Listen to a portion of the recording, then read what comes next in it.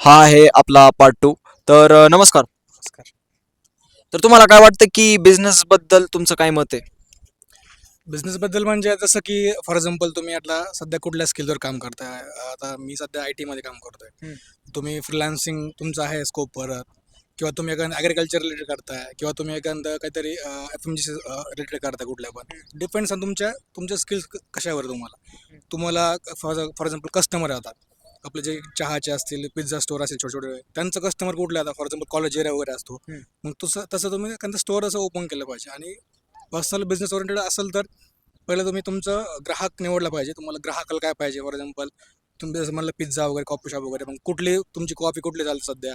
जसं की लोकांना आता फॉर एक्झाम्पल हडपसर एरिया, भिकरानगर, तिथं कळलं पाहिजे बाबा हा कस्टमरला ही कॉफी परवडेल का ती प्यायला वगैरे. मग तसं माझा पॉईंट ऑफ व्ह्यू आहे. असं नाही की बाबा तुम्ही एकदम हायपाय ओपन करता स्टार्टिंगला. तुम्ही स्टार्टिंगला छोटे छोटे पण ओपन करू शकता. म्हणजे कुठलं पण असं सेम बिझनेस स्ट्रॅटजी हीच आहे. जसं की ॲग्रिकल्चर असो, ॲग्रिकल्चरला काय काय गोष्टी लागतात. फॉर एक्झाम्पल मी बाहेर गावचा आहे. मी इथं हे काम करायला आलो इथं. तर जसं की ॲग्रिकल्चरला तुमचं शेळीपालन आहे, कुक्कुटपालन आहे, किंवा तुमच्या गाई गोठा आहे, किंवा म्हशीचा गोठा आहे. तशा रिलेटेड तुम्ही बिझनेस करू शकता. पण तुम्हाला त्या गोष्टीतलं माहीत पाहिजे पहिलं. जसं की तुमचं आता बॅकग्राऊंड काय आहे. जसं की शेती, फॉर एक्झाम्पल तुमचं शेती बॅकग्राऊंड आहे. मग त्या रिलेटेड खूप गोष्टी बिझनेस करण्यासारख्या. जसं की तुम्ही तुम्ही कन्स्ट्रक्शन साईडला बिझनेस केल्याच्या आधी तुम्हाला काय ते बॅकग्राऊंड आहे. मग तुम्ही मटेरियल सप्लाय वगैरे ह्या पण गोष्टी बघू शकता. मग तसं की तुमचं थोडं बॅकग्राऊंड पण बघितलं पाहिजे. आणि तुम्ही आधी थोडं ग्राउंड लेवलला पण काम केलं पाहिजे. कस्टमर सोबत वगैरे तुमचं इंटरॅक्शन वगैरे राहिलं पाहिजे. तर म्हणजे चांगली स्ट्रॅटर्जी, बिझनेस स्ट्रॅटर्जी. पहिलं तुमचं जर भांडवल नसेल तर तुम्ही कलेक्शन करू शकता. तुम्ही कुठेतरी जॉब करू शकता, किंवा तुम्हाला बँक पण आता भरपूर सपोर्ट आहे त्या गोष्टीत पण. जसं की आपलं भरपूर महामंडळ आहेत. जसं की आता आपलं अण्णासाहेब पाटील महामंडळ आहे, जसं की मराठ्यांसाठी. तसं त्या गोष्टी प्रत्येकाचं एक महामंडळ, सारथी बार्टी, म्हणजे भरपूर महामंडळ आहेत. मग ते पण तुम्ही गव्हर्नमेंट सबसिडी पण आहेत भरपूर गोष्टी ती. मग तुम्ही त्यावर पण तुम्ही थोडं रिसर्च केला पाहिजे. जसं की तुम्हाला भांडवल जमा करू शकतात. मग त्या गोष्टी रिलेटेड आहे बिझनेस स्ट्रॅटर्जी. अच्छा.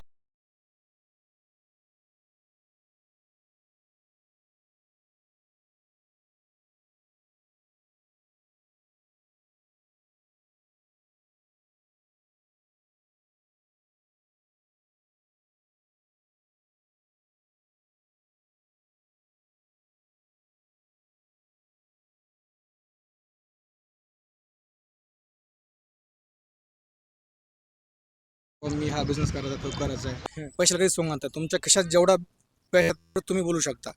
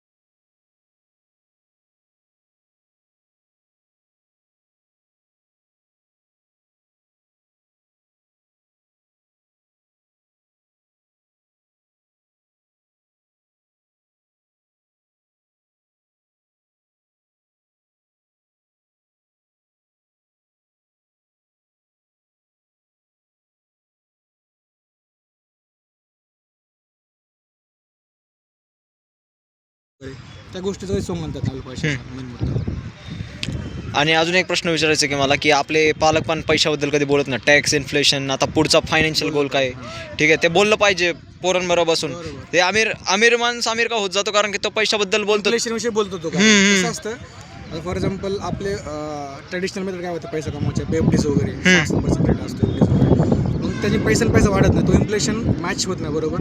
आता फॉर एक्झाम्पल लहानपणी आपण 4th बिस्किटचा पुढं 5 होता, त्यात 16 बिस्किट यायचे. आता काय तोच बिस्किटचा पुढं कमी, म्हणजे तो त्यात बिस्किट कमी येत आहे. मग तो इन्फ्लेशन मॅच करू शकत नाही ना. जसं की आता कॉलेजच्या वगैरे किती फीस वाढल्या तुम्ही बघता. तुम्ही LKG UKG 1 लाख रुपये फीस, जसे मेट्रोसाठी नॉन मेट्रोसिटीमध्ये. मग तो इन्फ्लेशन आपण मॅच करत नाही. मग ते काय होतं, आपण त्यासाठी कंपाऊंडिंग महत्त्वाचे असते. पैशाने पैसा वाढतो. मग ते आपल्याकडे होत नाही, म्हणजे असं बरोबर. बोलत नाही पैशाविषयी. आपण काय करतो, आता फॉर एक्झाम्पल आपल्याला छोटा मुलगा असं डायरेक्ट टाकतो त्याला शाळेला वगैरे LKG वगैरे, पण त्याचं बॅकग्राऊंड बघत नाही मी, किती पैसे लागेल त्याला वार्षिक किती पैसा लागेल, स्टेशनला किती पैसे लागेल ते बोलत नाही, फक्त डायरेक्ट टाकतो. कारण कसं असतं आपल्या साईडचे कोणता तो मुलगा टाकलेला म्हणून आपण तो टाकतो. आपण आपले पण कंडिशन ओळखली पाहिजे, आपण फायनान्शियल आपली कंडिशन ओळखली पाहिजे. आपण 10,000 पे करू शकतो पर मंथ किंवा आपण 20,000 पे करू शकतो, त्यानुसार आपल्या गोष्टी पाहिजे. आणि खरं आहे माणूस पैशाविषयी कधी बोलत नाही डायरेक्ट, घरात त्या गोष्टी डिस्कशन होतच व्हायला पाहिजे त्या गोष्टी. कारण कसं रिअल कंडिशन होईल तुमच्या खिशात किती पैसा आहे, तुमच्या कॅश फ्लो किती, तुम्ही किती इनफ्लो करता, तुमच्या ते लय महत्त्वाचं असतं. माणसांना अजून बेसिक डिफरन्स माहित नाही की ॲसेट म्हणजे काय, लायबिलिटी म्हणजे काय. नाही माहीत नाही. आपण फक्त काय करतोय, सिंपल सांगतो, गावाकडे कसं असतं, गावाकडे ह्या गोष्टी थोड्या चांगल्या आहेत सिटीपेक्षा. शहरात काय असतं, फ्लॅट घेणं म्हणजे आपलं ॲसेट झालं. ओके, आता तुम्हाला माहिती फ्लॅटची किंमत किती वाढली, येस 80 लाख आली तर 1 BHK 2 BHK येते. गावाकडे माहीत तर काय, गावाकडं जमिनीवर घेतो आपण. आता आपण काय करतो, रिअल इन्व्हेस्टमेंट करतो, जसं कमर्शियल झालं, कारण कमर्शियल आपण जागा घेतोय, पण त्यातून काहीतरी इन्कम भेटतं आपल्याला लगेच. मग त्या गोष्टी बघितल्या पाहिजे. आता आपण फ्लॅट घेतो, फ्लॅट आता अंडर पोझिशन आहे, म्हणजे अंडर प्रोग्रेस आहे, तो पोझिशनला 3 वर्ष 4 वर्ष लागणार, मग त्यातून तुम्हाला लगेच पैसा भेटणार नाही, इन्कम भेटणार नाही तुम्हाला. त्यासाठी तुम्ही असं प्रॉपर्टी करू शकता की आपण आज घेतली की त्याचं काहीतरी उद्या काहीतरी आपलं 2 रुपये 3 रुपये इन्कम चालू झालं पाहिजे. कारण की तेव्हा आपण खिशात पैसे घालणार, त्याच्या खिशात EMI भरणार, उद्या कन्स्ट्रक्शनचं माहीत नाही, बंद पडतं, पैसे लेट होता, तुम्ही बघता सगळं सिटीमध्ये काय चालू काय नाही. ह्या गोष्टी आपण विचार केला पाहिजे. आणि दुसरी गोष्ट म्हणजे आणि इन्व्हेस्टमेंटच्या भरपूर गोष्टी, असं काही नाही एकच इन्व्हेस्टमेंट आहे वगैरे, भरपूर गोष्टी. तुम्ही गोल्ड आहे तसं आहेच भरपूर त्या ठिकाणी पहिली गोष्ट. पण आता गोल्डने बघा तुम्ही 2-3 वर्ष मागचे डबल रिटर्न दिले तर, मग आपण ते गोष्टी करत नाही. आपण फक्त काय करतो, ट्रेडिशनल विचार करतो, आपण फक्त व्याज घेतो, फक्त 2% 3%. ॲक्च्युली आपण ते कॉम्पाऊंडिंगचा वापर करत नाही. म्हणजे कुठला पण असं म्युच्युअल फंड आहेत आपल्याकडे चांगले म्हणजे आहेत त्या गोष्टी, लोकांनी चांगला पैसा घेतलेला त्याच्यात. आणि आपल्याला पेशन्स नाहीत. आपल्याला 2 रुपये आज आपण 100 रुपये टाकले, उद्या लगेच 10 रुपये व्हायला पाहिजे. पण त्याला टाईम लागेल, त्याला प्रोसेस आहे, काहीतरी पेशन्स आहे, त्याचं कंपाऊंडिंग होते. त्या गोष्टी थोडं थांबलं पाहिजे, ह्या गोष्टी केल्या पाहिजे. मग त्याची तुमची कंपाऊंडिंग वाढेल. म्हणजे तेच आहे तुमचं, आपल्याला कळतच नाही. आपण काय करतो, 1 लाख रुपये पगार आहे, आपण काय लगेच एक्सपेन्स वाढतो, गाडी घेतो, ह्या घेतो. पण आपण आधी घर घेतो, आपण आधी इन्व्हेस्टमेंट करत नाही कुठली, आपण आधी फॅमिली प्लॅनिंग वगैरे करत नाहीत, इन्व्हेस्टमेंट कधी करत नाहीत. आपण आधी गाडी घेतो, त्या गाडीचं EMI किती असेल 20,000 विमा असतो, पूर्ण पैसा तिथं जातो. आपलं काय राहील ती राहिलं 10,000 15,000 20,000 तेवढीच राहते फक्त.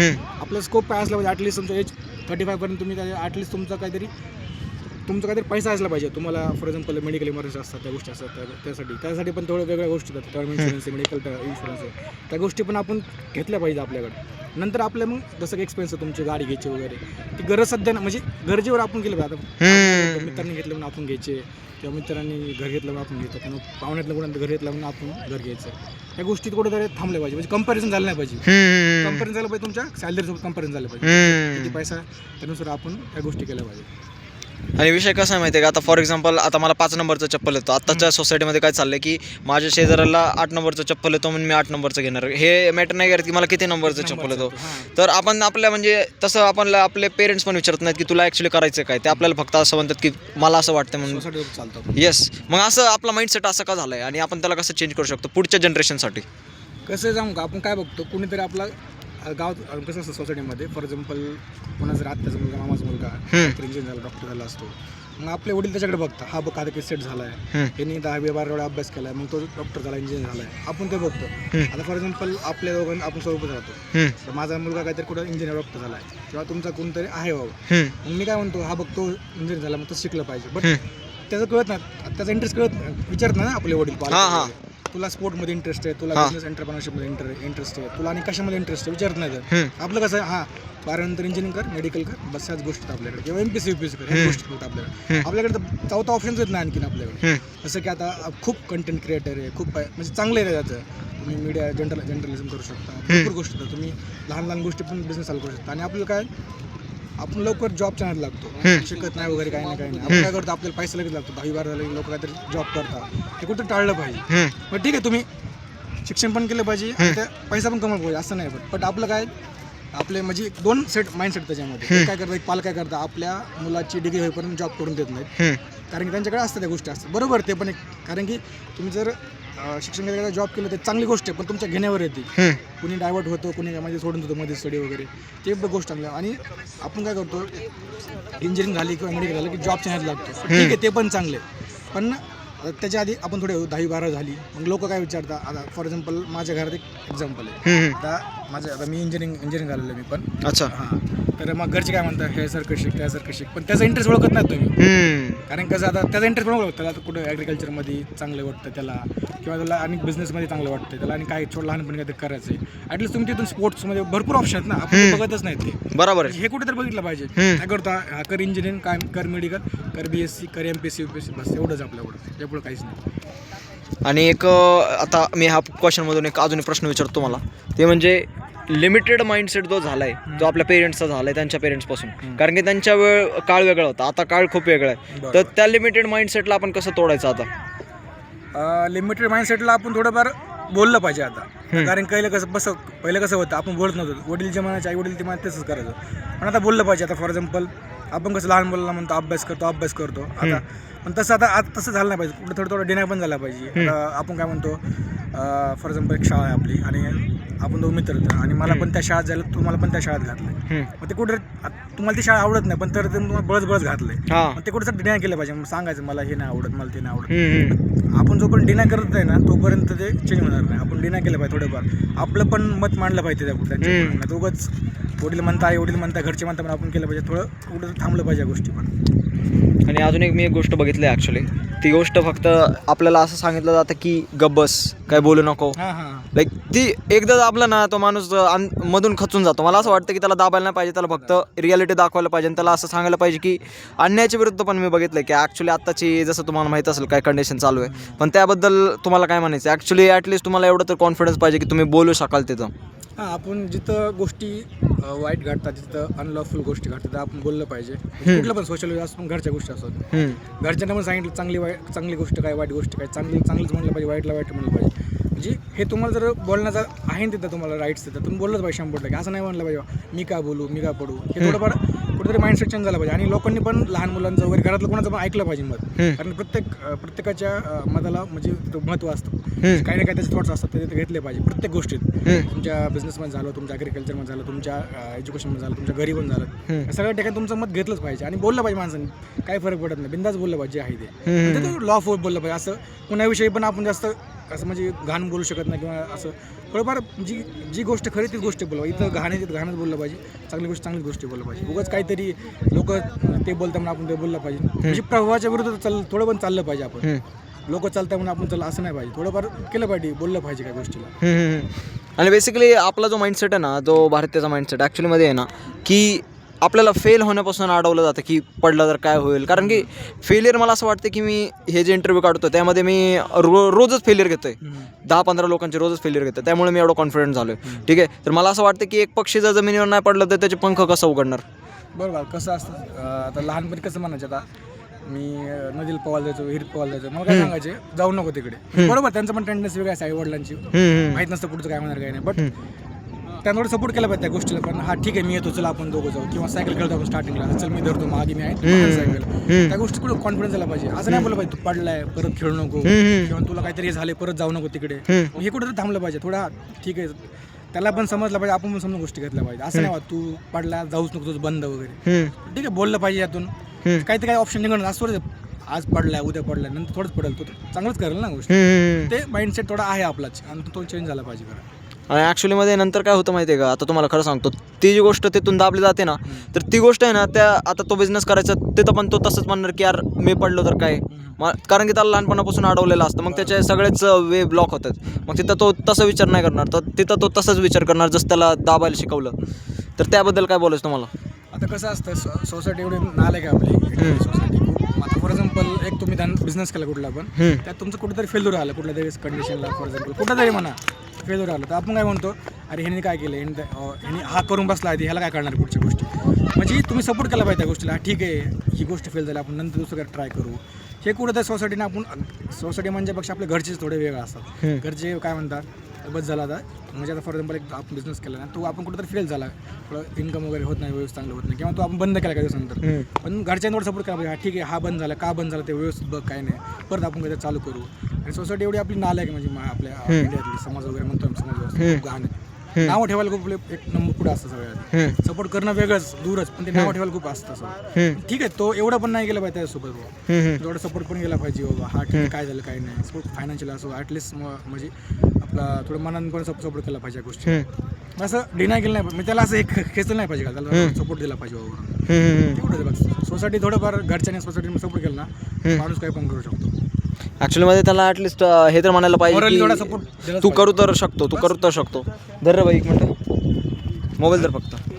तर मला तुम्हाला अजून एक प्रश्न विचारायचा आहे की थोडंसं मागं जा.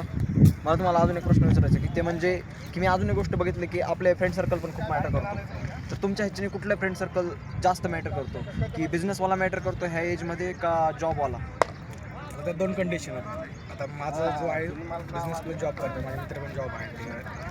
आणि त्यांचं कसं असतं माइंडसेट, हा आपण काही दिवसांनी चालू करू. फॉर एक्झाम्पल जर छोटे छोटे धंदे असतील, कॉफी शॉप असेल, मग म्हटलं जे की आपण फॉर एक्झाम्पल 10-15 लाख इन्व्हेस्ट करू, आपण काय पण करू शकतो. तिथं एक म्हणजे माझ्या फ्रेंड सर्कल सेवा आपण काय करू, 10-12 वर्ष जॉब, म्हणजे 5-10 वर्ष जेवढं आपल्याकडे जेवढं भांडवल होईल ना तेवढं आपण त्यानंतर आपण जॉब चालू करू. म्हणजे तेवढं तसं माझं फ्रेंड सर्कल आहे. आणि असलं पाहिजे दोन्ही पण. फॉर एक्झाम्पल काहींचा जॉब आहे, आता जॉब पण चांगला जॉब होतो. आता IT मध्ये चांगला जॉब होतं, फार्मामध्ये चांगलं, केमिकल चांगला जॉब होतं, सगळीकडे जॉब होतं. तुमचं असं आहे, तुम्ही लगेच बिझनेस करा, तुम्ही थोडं नॉलेज घ्या, त्यात थोडं ॲटलिस्ट तुम्ही पैसा गोळा करा, नंतर जॉब चालू करू शकता. आणि बरोबर आहे ते थोडं माणसाचं थोडं बिझनेस ओरिएंटेड फ्रेंडसर्कल असलं पाहिजे. आणि फरक पडतो कुठल्या पण गोष्टीला, डेअरिंग होते, थोडं सपोर्ट भेटतो आणि माहिती असते त्या लोकांना म्हणजे ग्राउंडला काय चालू काय नाही. कस्टमर म्हणजे ॲटलिस्ट आता फॉर एक्झाम्पल माझे 2-3 मित्र बिझनेसवाले, त्याला माहिती बाबा मार्केटमध्ये काय चालतंय काय नाही, काय विकायला पाहिजे, कसं बोललं पाहिजे. ऑब्व्हियसली फरक पडतो फ्रेंड सर्कलला, बिझनेस थोडं असं फरक पडतो 100%. धन्यवाद, तुम्हाला भेटून खूप चांगलं वाटलं. आणि आपण पार्ट 3 पण आणू मित्रांनो. कसं वाटतं तुम्हाला हे बोलून? ठीक आहे, म्हणजे असं बोललं पाहिजे कुणीतरी, असं म्हणजे आलं पाहिजे, बोललं पाहिजे, चांगली गोष्ट आहे. म्हणजे लाईक ॲटलिस्ट लोकांना थोडंफार माहीत होतं आहे बाबा तुम्ही आपलं म्हणजे लोकांचे ओपिनियन काय आहे बाबा, चांगली गोष्ट बोललं पाहिजे. असं म्हणजे बिंदास बोललं पाहिजे. बोलल्यानंतरच लोकांना कळलं आपल्याला काय पाहिजे काय नाही. बोललं काय नाही, ते सगळं दाखवण्यावरच आहे आता. मग तुम्हाला दाखवता आलं पाहिजे फक्त. बस फक्त आपल्याला काय आपण त्याला PR करता आलं पाहिजे. बरोबर, तुम्हाला भेटून चांगलं वाटलं जय शिवराय. आणि तुमची इंस्टाग्रामची ID काय? त्यांची इंस्टाग्रामची ID देतो, त्यांना पण फॉलो करा ॲक्च्युली. कारण की असे खूप टॉपिक आहेत मित्रांनो आपल्याकडे आपल्याला बोलायचे. तुझं नाव काय भाई? राम. ये जरा. राम इकडे. ओके, माझी इंस्टाग्राम ID टाकू का इथं? आता रामसोबत इंटरव्ह्यू घेणार आहे. परत व्हिडिओ सुरू करा आता. कट करू का? हां.